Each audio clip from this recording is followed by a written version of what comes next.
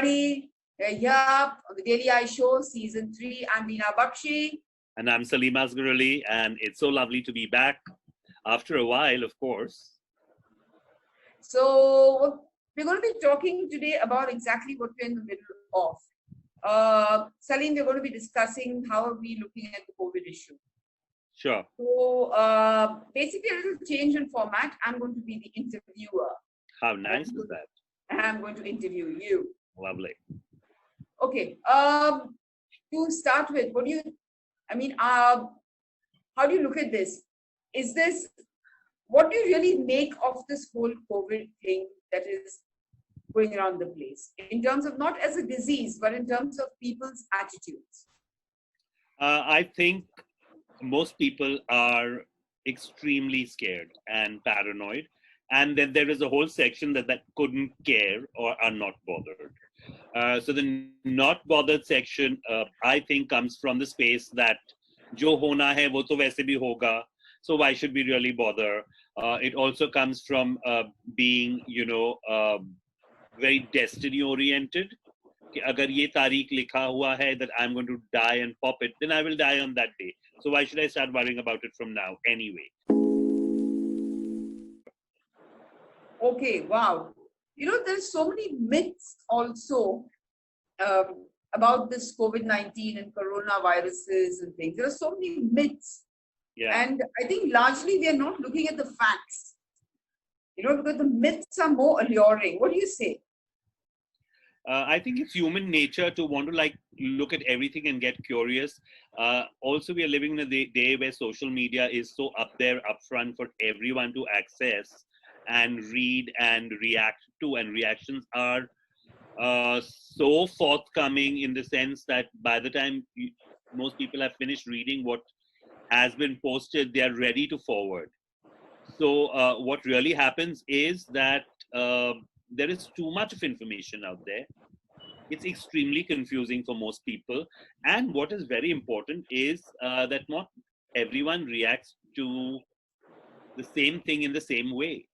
There are the faint-hearted, and then there are those that can deal with it, and then there are those that could say care to hoots about it.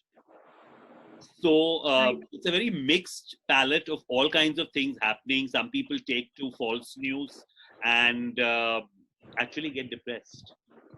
Yeah. There is depression happening.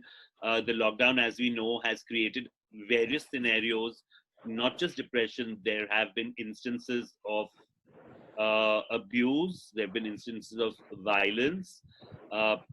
People are trapped indoors, which they have not been used to, especially those living in, joint family situations. Mm-hmm. Mother-in-laws, daughter-in-laws, are now at each other's throats. I've even heard the divorce lawyers have become really busy. In fact, a friend and I were joking about this when this whole lockdown thing started. Yeah. And we were joking about it, saying that two kinds of, not people, but two kinds of businesses are going to profit at the end of this whole thing. One is going to be maternity hospitals. And the other is going to be lawyers. Yeah. And as the time started passing by, and all these little articles coming on saying sales of condoms have gone up and all that, which was funny. Yeah. To a large extent. But what was also sad, what you mentioned just now, is domestic violence. Okay, has gone through the roof apparently. Apparently, yes, it has. Yeah. Do you think it's just the virus, or it is being locked up, or what could have led to it? Generally, what has happened is people are not used to this kind of a scenario where they are locked in with each other over a long period of time. Mm-hmm. Generally, when you look at it, even husbands and wives who have been married for several years have had spaces. The husband goes off to work, the wife is busy with her kitty party, whatever else, she's meeting with friends, children are off to school. So there are a lot of spaces to provide that cushion, which generally keeps all kinds of angst at bay. Now those cushions have been removed, everybody has been piled in together, and after a certain period of time, they obviously have let it all out. All the angst has come out. Okay, and now you can see it in physical form at times, in terms of abuse. Which is so Even sad, for isn't it? children who are used to probably going to school, meeting with their friends, going down to play, everything else has come to an end. All those 10 classes that they used to go for, swimming, ballet, piano, God knows what else, has stopped. So yes, Right. of course, online learning and online teaching has picked up. So I know of instances where kids are spending time with their studies online. A lot of classes are being done online. Like my nephews and nieces, they are on their laptops at about 8:30 in the morning, like, school generally begins. But then the pressure is there for everyone because we are getting realigned to different kinds of things now. Yeah. Also, what is going to happen in the future is weighing largely on people's minds. There are economic issues. Money is less, money is not flowing in. So they Yeah. are also, and it's a very old kind of a thing where a lack of money leads to all kinds of disputes, It even does. within families and very close relationships. So all these factors have come together to create a situation which people are not used to. And that which was on the brink in terms of relationships, because all relationships have their ups and downs, their ifs and buts. So relationships which True. were probably on the brink are now, Coming apart. have probably fallen apart. Okay, now that you mentioned money, this is something which you had raised, and which I'm putting back to you. Yeah. It's somewhere in this whole thing, okay, health on one side and stuff. But do you think that this virus and COVID-19 has become a money spinner for certain sections of business? Definitely for the healthcare industry, I would say. I was talking to my insurance agent because I was just topping up my Mediclaim policies. And he was like, I had a medical policy which was around 8 lakhs. And I felt it was not good enough going forward. So I said, let's top it up. And he was like, so I said, let's top it up to 10 to begin with. And he was like, you know what? And Corona is covered by Mediclaim now. Yeah, as per government regulations, Mediclaim has to cover Corona. So he's like, 10 lakhs is not going to be enough, even if you want to get it like basically covered for Corona, because hospitals' expenses in a private hospital for a Corona patient are coming to around 16 lakhs. So I know of cases where people, of course, have to struggle, as you know, to get a hospital bed. You might have to call up a minister or something else to that extent if you need to get hospitalized. There are no hospital beds available. Okay, so if you have a problem other than COVID, and you need to get admitted to a hospital. So I know this friend who her son requires to be admitted every month because he has some kind of an autoimmune problem, for he needs some kind of medical aid and some treatment. The hospital in Delhi, she went to the best hospitals around the place, from big to small. She couldn't get a bed. She had to use all her networks and contact to get a bed. Finally, she gets a bed. I think it was Vedanta, I'm not sure. But one of these. This was a friend of yours, sorry interrupting, because I read about this Vedanta case. Yes. So she's a friend of a friend who lives in Gurgaon. Okay. Yeah, so they asked her to cough up 2 lakhs of rupees for 1 or 2 days of treatment. So she required her son to be in hospital for about a day and spend a night there. And is that the usual money that she spends? Oh, the hospital room charges are around 3,500, and then a little over and above that for the treatment that he's supposed to get. So I would imagine it would be around 10,000 rupees, let's say, maximum. Okay. Yeah, and she was asked to pay 2 lakhs, and she was shocked, numb. She was like, why would I want to pay 2 lakhs? So and they were actually bargaining with her. And then they went to like, okay, you can give us 1.5. Okay, you can give us 1. Finally, they said, after she called up various people and doctors that she knew, they said, okay, 25,000. So she paid it. Oh, but that's exploitation. But that is That's what is pure happening. exploitation. So apparently, even the insurance companies are now not willing to pay these kind of hospital charges because they are saying they are far too high and rigged up. So someone is ultimately going to bear the brunt of this, and in all likelihood, it's going to be the patient. You know, one of the things that I am noticing, I mean, if you read in the paper or if you get these, is like there's a government notice which says XYZ, which says a government notice which says autos can run with one person now. Yeah. Okay? Yeah. Or taxis, private cars can move with 2 people or 3 people. Yeah. Okay. However, auto drivers are, you know, like whenever I've taken an auto and the guy tells me that he can't put the meter down entirely, or they tie their meter up, says, why? The police pakad ke maarti hai. So, you know, the feeling I get is that whatever the changes or whatever rules that the government keeps making, it's not filtering down, you know, or not filtering down in the proper manner. You know, so do you think that is also causing a lot of distress among people?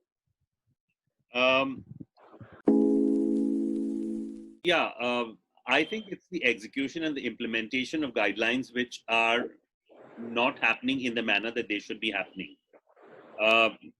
Obviously, the administration is too busy coping with what is going on for them to be able to execute or implement it correctly. Channels of dissemination of this kind of information are also highly corrupted. Reason being, everything gets tainted with false news. People come up with their own interpretation of things and then start posting. So finally, the versions that come to everyone is like very different from what the original intention probably could have been. So there is a lot of confusion. For instance, when they say that we are in unlock 1 right now. Okay? So when being in unlock 1, we are told that, you know, malls, restaurants, and certain other things are going to open up. Now, we being in a containment zone, that entire thing about if you are in a containment zone, it's not going to open. Now, I myself don't know if I'm in a containment zone. Right? Okay. But then they say the entire Mumbai and Pune, for instance, is a containment zone. So what happens? Yeah, Are there pockets? Are there areas? Are there red, green, yellow? Which they're saying now there's no red, green, yellow. They only have areas which are called containment zones. The red, green, yellow is over. So what's happening is the rules or whatever guidelines are changing so quickly every few days that you don't really know what is going on. And to add to that, being locked up and being at home, people have lost sense of even what day of the week it is. Me? Yes. So there is a lot of disorientation. And in the middle of all this disorientation, there is confusion. This, I'll just read it out from my phone. It says, important points from the panel discussion of Dr. Sanjay Oak, Chairman, COVID Task Force, Maharashtra, and Dr. Shashank Joshi, Dean, Indian College of Physicians. According to them, of course, they've given a whole lot of things about, you know, how it is multiplying and what is the line of treatment that they have been using, etc., and they should be using, and why ventilators are not working, and they should not be sticking ventilators up people's throats. They are talking about the fact that the virus has already mutated. They have 11 variants of it. Okay. Currently. So they're talking of 11 variants, and they feel in the future, when we're talking of in the future, we're probably talking of going up to November, December, they will have mutations which will not be as strong as the ones that they have right now in its original form. Okay. The mutated versions are probably going to be less virulent than the one that is in existence now. But there will be mutations, and this, they say, is going to be hanging around for the next 2 years. Yeah. At least. Yeah, my uncle's an old school doctor. And when I asked him about the virus mutation, he just had the simple thing saying, yeah, it will mutate. And he said, even now, so I said, what's going to happen with all this opening up? He said, nothing. Eventually, there'll be an immunity, just like we have with flu. In the meanwhile, some people will die, some people will live. And that's it. So I was like, wow. So he said, yeah. He said, what else can you say? This is the medical standpoint. Yeah, probably, as they're saying, the herd immunity levels which could have been reached now with the mortality figures that we have been looking at, which is probably not even 5% in terms of our entire population. We haven't peaked yet. Yeah, so our peak is going to take a long time to come. Though they are saying hotspots will peak in, let's say, a month's time. Month's time. That, it's anybody's guess that it may be, it may not be. So you really can't pinpoint and say this is the way it's going to go. So at this point of time, it's anybody's guess what's going to happen. Like, you know the way people are partying on Lokhandwala back road and on Marine Drive, on Marine Line. I think that peaking is going to happen very soon. I just saw videos of people getting into BEST buses to get to work. Yeah. They are actually crowding in. You know how when normally a bus comes in, everybody suddenly wants to get into that one little door that they have? Yeah, I saw that video. It's like you've never heard of the word social distancing. There is nothing. It's all been put away. You know, to a large extent, absolutely no, I mean, just brought a toy. No. There's no discipline. We don't have any self-discipline. Like, you know, in that same video, if you see, before the bus arrives, there's a queue. Yes. Yes. And as soon as the bus arrives, all hell breaks loose. If they had just stood in the queue and climbed into the bus one after the other, all got their seats, they would have got into the bus. But they're never going to, you know, and that's the reason why even a lot of disease like TB and all are highly incurable in a city like Bombay, even in Delhi. Absolutely. I mean, one of the reasons that tuberculosis has again resurfaced in such a large way is because living conditions in cities like ours have never been looked into correctly. And, you know, the level of corruption that we see in general in most places have led to people living in squalid conditions. And it is that which has actually led to this burst of the coronavirus pandemic happening in Mumbai, especially. You know what I fear, Salim? Is that as in everything else, in a few months, we are all going to forget about this whole thing. The masks are going to go. The sanitization is going to end, like we do with everything. And we've had those floods in 2005, and plastic bags have not been banned, all this kind of shit. So very soon we're also going to forget about this coronavirus, and it's going to become one of those things that you talk about in history. Yaad hai jab ye hua tha types. And I fear that that is going to bring about COVID-19 take 2. You could be right, Veena. And I, for one, would be most happy that this gets relegated to history and we don't have to deal with it for very long. But on the other hand, when you look at it, I do feel that coming back to the conspiracy theory. Yes, we do need one. Yeah. We all have been talking about the pandemic, and we all have been talking about how this has actually been staged and might just have been. It's a bioweapon. It's a bioweapon, and etc. etc. It's all been done so that we can pump vaccines into you. But then I was reading another article on what we call nanochips, which have been developed now.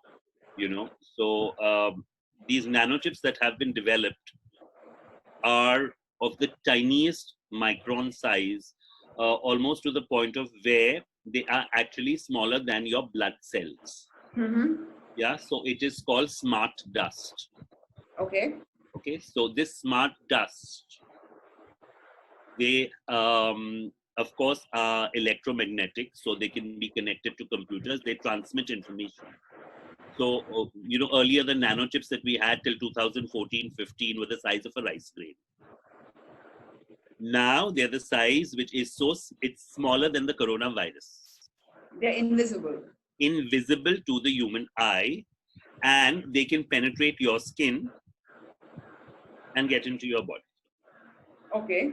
So the plan is whether you inject it through, let's say, maybe a vaccine, or you mix it up in your food, whichever way, it finally integrates with your nervous system. And then it's connected to what today we call the internet. There is going to be another grid which they have already worked on and is in place, which will connect all of us, and we will be doing nothing but transmitting information. What we eat, where we go, our likes, our dislikes, everything. And there's another part to it, which is they can influence you emotionally. Once you're influenced emotionally, you are mentally influenced. So now they don't need to conquer your country and tell you that now you'll do this and now you'll do that. Now there's a new form of how you can be ruled and controlled. And all it takes is to sprinkle some dust on you, or inject something into you, or mix it into your food. That's where we are already heading in the next few years. So, for all you know, it could be true. You never know. It's not sci-fi any longer. No, it's not sci-fi any longer. See, that era is done. That was in the 70s, 80s. It's not, nothing now is sci-fi. Nothing. I mean, if anybody tells me anything, I actually believe it. And, you know, we have always been just two categories of people, rulers and slaves. Yes. Raja and Praja. Raja and Praja, only the manner has changed of control. Earlier, just the acquisition of land, resources, etc., etc. Now it is acquisition of your mind. Yeah, see, there is no greater source to harvest than a person's mind. Absolutely. And if they can control you, and they can control and influence what you might choose ideologically, politically, sexually, in terms of your food habits, everything, they've got you packed there. They don't need to whip you and put you into jail. They can make you do whatever they want you to do. So maybe COVID-19 is the first one of this clever technology. Yes, because now, even if it is going to cost you, let's say 50,000 to get that vaccine, Veena, you will get it. Of course. Believe that it's going to save you from corona. And maybe that vaccine is what is the route towards nanodust. Yeah. So there is a smart dust that's probably mixed around in things that we are going to be having. Who knows? Yeah. On that note, Salim.